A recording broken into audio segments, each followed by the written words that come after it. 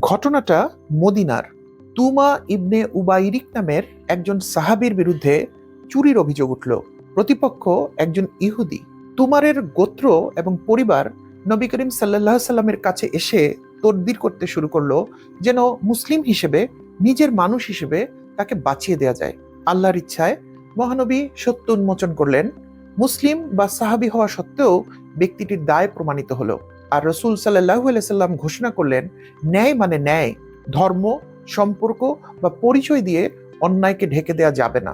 আল্লাহ তাআলা সূরা নিসার 135 নম্বর আয়াতে বলেন, يا أيها الذين آمنوا كونوا قوامين بالقسط شهداء لله ولو على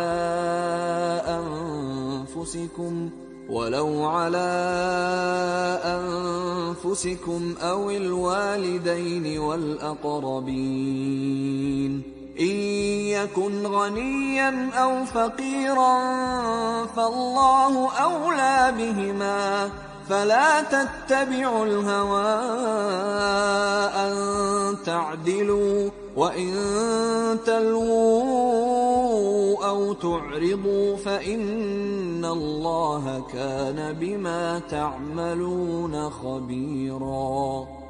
আর এটিকে সরাসরি অর্থ করলে দাঁড়াবে, হে মুমিনগণ, তোমরা ন্যায় বিচারে দৃঢ় প্রতিষ্ঠিত থাকবে আল্লাহর সাক্ষী স্বরূপ, যদিও তা তোমাদের নিজেদের বা পিতামাতা এবং আত্মীয় স্বজনের বিরুদ্ধে হয়। সে বিত্তবান হোক বা বিত্তহীন হোক, আল্লাহ উভয়েরই ঘনিষ্ঠতর। কাজেই তোমরা ন্যায় বিচার করতে প্রবৃত্তির অনুগামী হয়েও না। যদি তোমরা পেঁচালো কথা বলো বা পাশ কাটিয়ে যাও, তবে তোমরা যা করছো আল্লাহ তার সম্যক খবর রাখেন। আল্লাহ কি বলছেন? ন্যায় মানে শুধু অন্যায়ের বিরুদ্ধে কথা বলা না। ন্যায় মানে হলো প্রয়োজনে নিজের বিরুদ্ধেও সত্য বলা। আমরা কি সবসময় ন্যায়ের পাশে দাঁড়াই? নাকি যখন অন্যায়টা আমাদের সুবিধার জন্য হয় তখন আমরা চুপ থাকি? আজ আমাদের সমাজের সবচেয়ে বড় সংকটগুলোর একটা হচ্ছে ন্যায়ের সংকট, ইনসাফের সংকট। দেখুন চারপাশে কি হচ্ছে।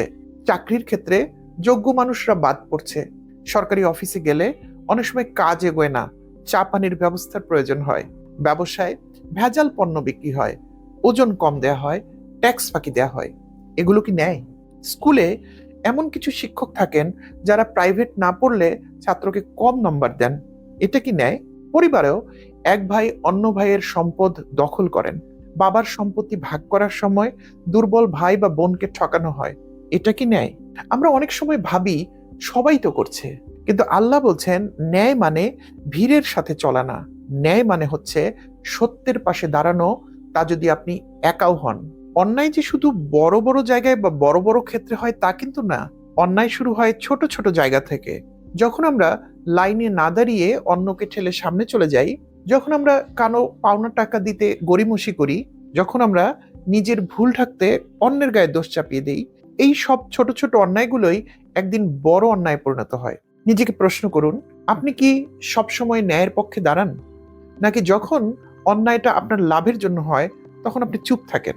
যদি আপনার নিজের ভাই অন্যায় করে, আপনি কি তার বিরুদ্ধেও সত্য কথা বলবেন?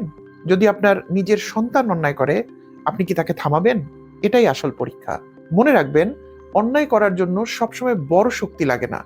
কখনো কখনো শুধু নীরব থাকলেই অন্যায় হয়ে যায়। আবার ন্যায়ের পাশে দাঁড়াতে গেলে সাহস লাগে। আর যারা সত্যের পাশে দাঁড়ায়, ইতিহাসে তাদের সংখ্যা আসলেই খুব কম। কিন্তু কিয়ামতের দিন আল্লাহ তাআলা তাদেরকেই সম্মানিত করবেন। চলুন আমরা মহান আল্লাহ তাআলার কাছে প্রার্থনা করি, তিনি যেন আমাদেরকে সব সময় ন্যায়ের পক্ষে, ইনসাফের পথে থাকার জন্য সৎ সাহস দেন, শক্তি যোগান। আমিন।